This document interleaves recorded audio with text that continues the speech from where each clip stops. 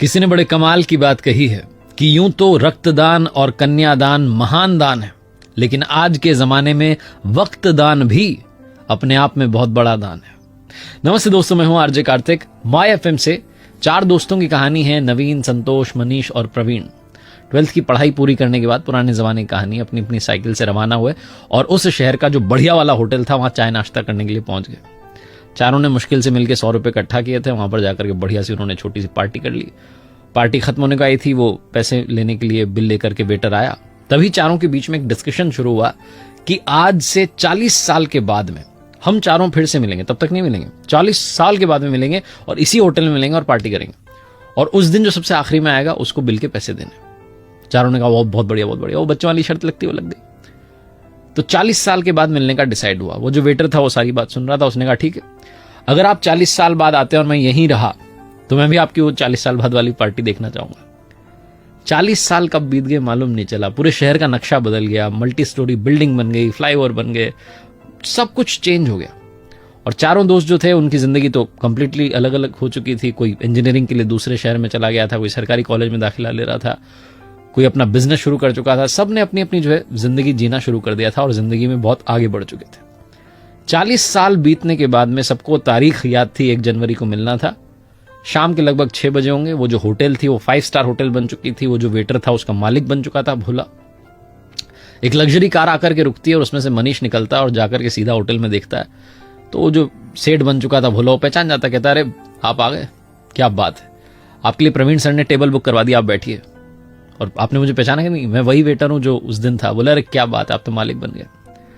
मनीष को इस बात की खुशी हो रही थी कि मैं पहले आ गया, मुझे बिल नहीं चुकाना है। मनीष बैठा ही था कि थोड़ी देर के अंदर जो है संतोष आ गया। संतोष कहने लगा कि मैं तो बहुत बड़ा बिल्डर बन गया हूं। मनीष कह रहा था मेरी तो ज्वेलरी के शोरूम चल रहे हैं 3-4। दोनों अपनी बातचीत कर रहे थे कि नवीन आ गया। नवीन ने कहा जी मेरी भी बहुत बढ़िया कंपनी चल रही है। तीनों इंतजार कर रहे थे प्रवीण आ जाए। तभी वो जो सेठ था भोला, जो कि उसका मालिक था 5 स्टार होटल का, उसने कहा कि अरे आप शुरू कीजिए, स्नैक्स लेना शुरू कीजिए। उनका प्रवीण सर का कॉल आया था कि वो थोड़ा देरी से आएंगे, आप शुरू कीजिए। तो तीनों की जो है बातचीत, हंसी ठिठोली शुरू हुई, मजाक शुरू हुई। थोड़ा और टाइम बीत गया, 7:30-8 बजने को आया। फिर से वो आया। सेठ जो था उसने कहा आप डिनर शुरू कीजिए। उन्होंने ऑर्डर कर दिया, कह रहे हैं बस आता ही हूं। तीनों को लगा कि आ ही जाएगा प्रवीण। उन्होंने डिनर कर लिया। डिनर करने के बाद उन्हें लगा कि प्रवीण तो आया ही नहीं। उन्हें अंदर से थोड़ा बुरा भी लग रहा था कि दोस्त से नहीं मिले, और वो भारी मन से सोच रहे थे कि अब बिल पे करते हैं, निकलते हैं। तभी वापस से सेठ आया भोला। उसने कहा कि आपका बिल जो है पे कर दिया गया है। तो तीनों चौंक गए कि प्रवीण ने बिल भी पे कर दिया, आया भी नहीं। बाहर निकलने ही वाले थे कि गेट पर एक लड़का जो है गाड़ी में से उतरता है, दौड़ के आता है और इनके चरण छू लेता है, इनको प्रणाम करके कहता है अंकल नमस्ते, मैं आपके दोस्त प्रवीण जी का बेटा हूं। मेरे पिता जो हैं शिक्षक बन गए थे और मुझे इस काबिल बनाया कि मैं इस शहर का कलेक्टर बन गया।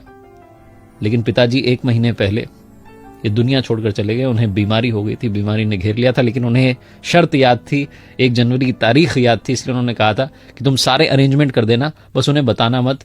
जब उनकी सारी पार्टी खत्म हो जाए तो बाद में बता देना। वो नहीं चाहते थे कि इतने सालों बाद आप मिलें और आपकी जो खुशी है उसमें दखल पड़ जाए। तीनों दोस्त रोने लग गए। उन्हें समझ में नहीं आया कि कैसे रिएक्ट करें। ये छोटी सी कहानी आपकी हमारी जिंदगी की कहानी बनती जा रही है। आप में और हम में से बहुत सारे लोग अपनों से मिलना बंद कर देते हैं, इंतजार कर रहे होते हैं कभी किसी सेलिब्रेशन का।